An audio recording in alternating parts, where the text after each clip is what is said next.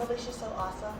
I'm going to share with you some things that I meditated on this morning that I promised myself that I'm going to stick to in the new year. And the first thing is, I'm not holding any grudges, but I will have boundaries. I think it's important for you to set boundaries because that way you're always in a comfortable space within yourself. I think it's draining and mentally disastrous to hold grudges. And let me tell you why. I am somebody that takes things personal, specifically when it comes to people that I love. If you do something to me that hurts me, I definitely take it personal. I definitely feel like my feelings are hurt, and when my feelings hurt with people I love, I shut down. And that means I'm probably gonna cut all lines of communication because I'm so offended that I don't know how to approach the situation without it being a confrontation. And when I love people, I'm trying to avoid confrontation. So for me, throughout my whole life, the way I have dealt with hurt feelings and negativity from people that I love is that I shut down. I just no longer have conversation.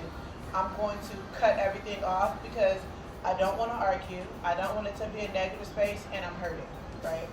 So what I've come to realize for myself is I'm not holding grudges anymore.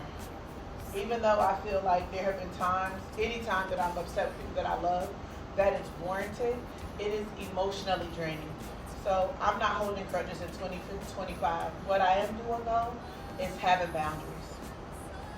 Clear, set boundaries. Anytime I'm uncomfortable, I'm going to make it known that I'm uncomfortable, and that's going to be the end of that. But I'm not holding grudges where every time I see the person or they come past my way, I'm feeling some type of way. That's dead, that's over. But I will definitely set boundaries. I recently learned the other day that people who meditate, their brain deteriorates at a slower rate than people who don't. You understand what I'm saying? Like, as you get older, your brain is going to deteriorate. But if you are meditating, they have done research has shown that people who meditate, theirs doesn't deteriorate near as fast. So if you're somebody who doesn't meditate, I'm going to encourage you to meditate. And I'm going to encourage you to meditate because ultimately you're going to feel better inside. And secondly, who doesn't want to keep good brain function as long as we can, you know? For me, meditating is not sitting on a mat and having a woosah moment. That's not what meditating is for me. I normally get up at wee hours of the morning, have a good long prayer with the Almighty, talk to God, and then the things in which, or the situations, or whatever I spoke to about God in my prayer, those are the things that I meditate on. And I promise you, mentally, I always feel like I'm in a better space. For one, because I prayed, right? But for two, because I took the time to mentally lock in and figure out how I want to deal with things and how I'm going to do things, and it just makes me feel better.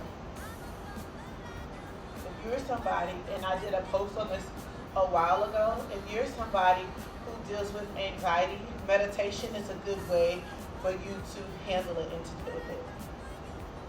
I think sometimes as individuals, we tend to think we're the only people going through things. We tend to think we're the only people having a hard time, and I just want to reiterate that everybody is going through something, and everybody is having a hard time with something. And for me, that used to be a lot of my stress, me feeling like my problems were so hard compared to everybody else until I learned through teachings, like, no, everybody is going through something. It just feels like that because this is what you're going through, but everybody is going through something. The next thing I want to say, and the last thing I want to say is, have faith. Have faith. Even when you feel like this is the most horriblest thing that can be happening. When my mother got into a near fatal car accident, my life changed. I'm not even the same person I was before she got in the accident. My whole life changed. I had months of feeling down, out, depressed, and just not knowing how to handle life. Months of that.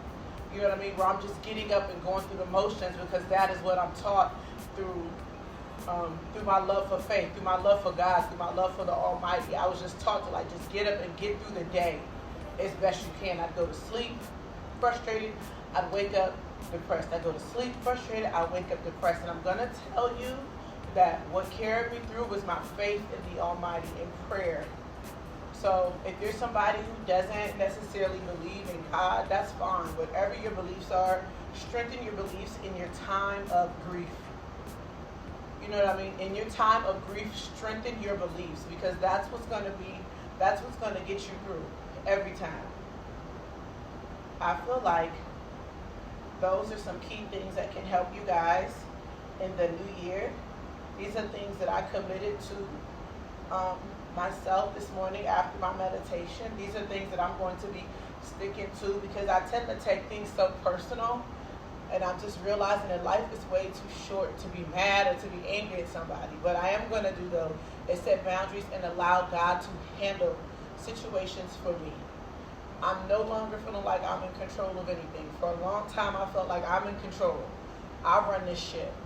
I have learned through many trials and tribulations that I'm just here, service of the Lord, doing the best I can to help others. And when things don't go my way, I'm going to allow Him to handle it.